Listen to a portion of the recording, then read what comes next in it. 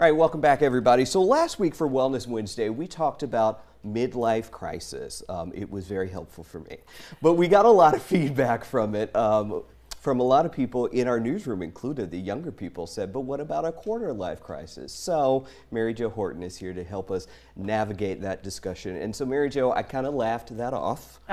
And then I Googled it, and I saw that it's, I'll say, sort of a thing.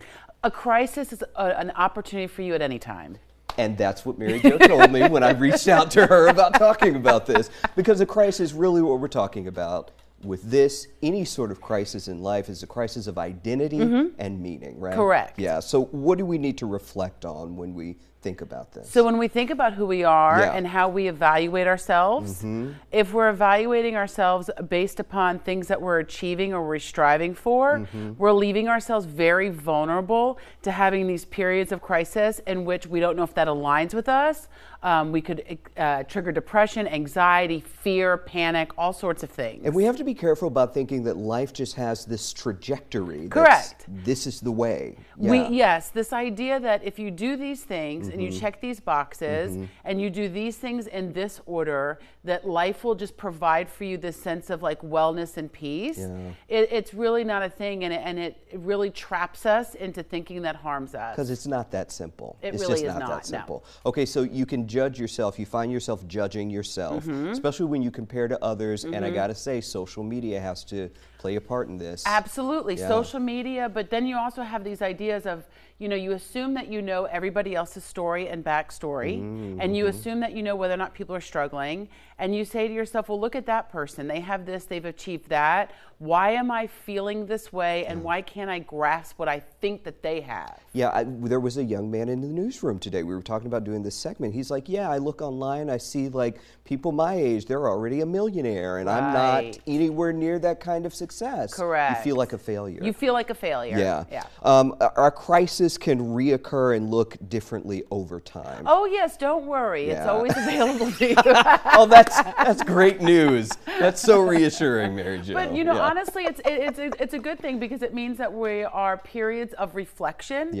and periods of opportunity for growth. Okay, that's a good way to look at Yes. that. Thank you for that. All right. So let's talk about these strategies to move through. We have two graphics. Let's start with the first one.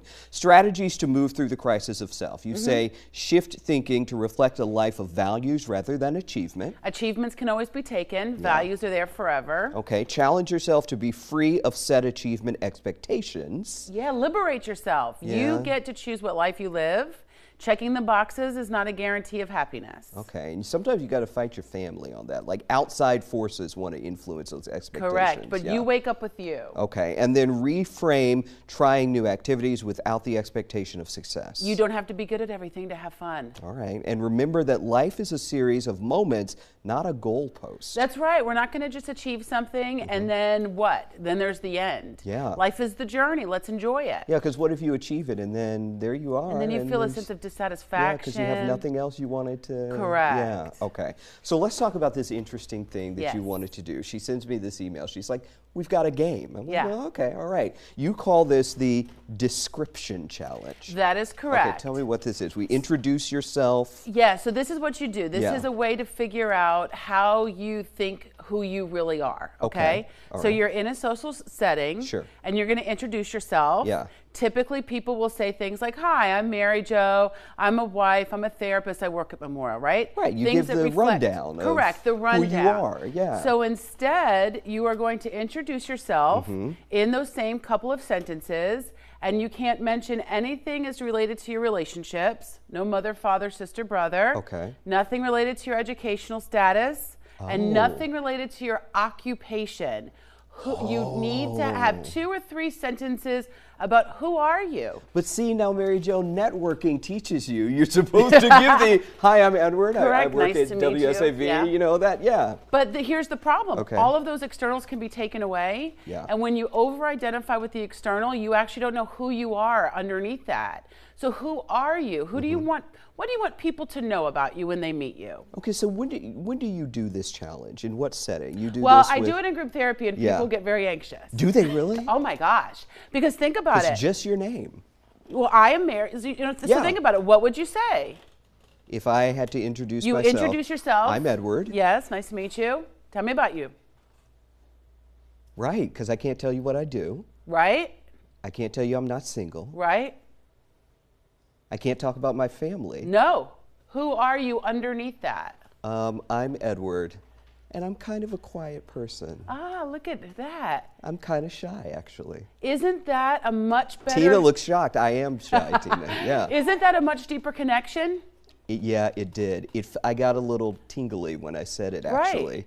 Right. Because I had to think about that. But think I had to about think how about that. underneath it all, that's Yeah. you authentically. Yeah. And that is a part of your value system and how you're going to interact with folks. Mm-hmm. The rest of the stuffs are traps. Not that they're not wonderful, Yeah. right? Achieve what you want to achieve.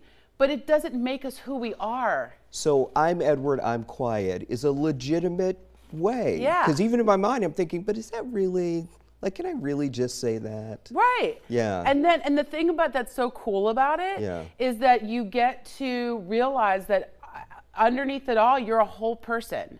You're Love a person of interest that have nothing to do with your occupation. You're a person that has enjoyments. You're a person that has a personality Yeah. rather than a persona. Gosh, we lose that as adults. As kids, you have Yes. some of that. Of but course, yes. think about those little kids. Like, Yeah. I like trucks, and I want to Oh. go play, and Yeah. I'm silly, and let's go sing a song. The freedom of being a child, and I think that when we think about midlife crisis, quarter life crisis, what we're really asking ourselves is, what is my self-identity? What is my self-worth? And am I attaching my self-esteem to the external? Whew. Okay. Mary Jo, I'm getting the wrap from my producer, so we got to go. I could talk to you for another half hour about this. Tina, I'll go ahead and pitch it to you. All right.